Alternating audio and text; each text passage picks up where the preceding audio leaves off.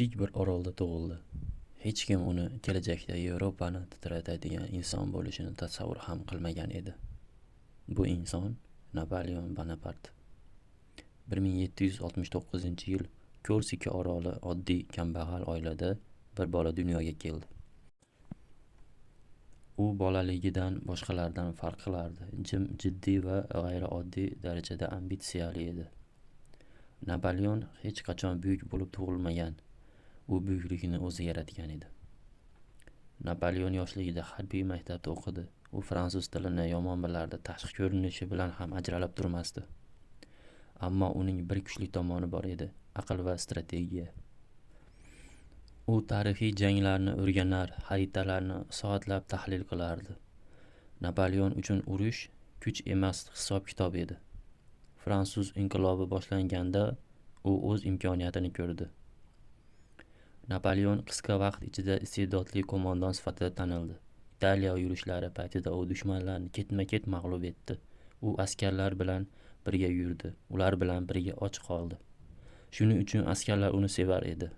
1799-yilda Napoleon hokimiyatni qo'lga oldi. Oradan ko'p o'tmay u o'zini Fransiya imperatori deb e'lon qildi. Oddiy askar edi, imperatorga aylandi. Napoleon Yevropani qayta shakllantirdi. U Avstriya, Prussiya va boshqa yirik davlatlarni mag'lub etdi. Fransiya eng qudratli davlatga aylandi. Napoleon faqat urush, balki islohotchi ham edi. U Napoleon kodeksini yaratdi. Bu qonun tizimi bugungi kungacha ko'plab davlatlarga ta'sir ko'rsatgan. Ammo kuch bilan birga mag'rurlik ham oshib bordi. 1812-yilda Napoleon eng katta xatosini qildi. U Rossiyaga bostirib kirdi. Qattiq sovuq, ochlik va kasallik fransuz armiyasini yemirdi. Minglab askarlar halok bo'ldi. Napoleon mag'lub bo'ldi. Dushmanlar birlashdi va uni taxtdan tushirdi. U surgun qilindi.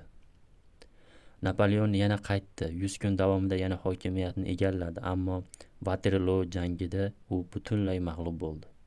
Bu safar u uzoq yolg'iz orolga, muqaddas Yelena oroliga surgun qilindi. 1821-yilda Napoleon u yerda hayotdan ko'z yumdi. Imperator yolg'iz holda vafot etdi.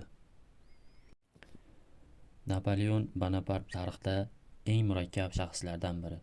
Ba'zilar uchun u qahramon, ba'zilar uchun zolim. Ammo bitta haqiqat bor. U oddiy inson bo'lib tug'ilib, tarixni o'zgartira oldi. Napoleon bizga shuni o'rgatadi. Aql va iroda bilan inson eng baland cho'qqiga chiqishi mumkin. Ammo mag'rurlik har qanday imperiyani qulatishi mumkin. Azizlar, Napoleon Bonaparte haqidagi hikoyam sizlarga yoqqan bo'lsa, obuna bo'ling, like bosing, bizni qo'llab-quvvatlang. Kanalimiz yangi. Sizlarni qo'llab-quvvatlashinglar bilan yanada chiroyli, yaxshi tarixiy voqealar chiqarishga harakat qilamiz. Rahmat, sog' bo'linglar va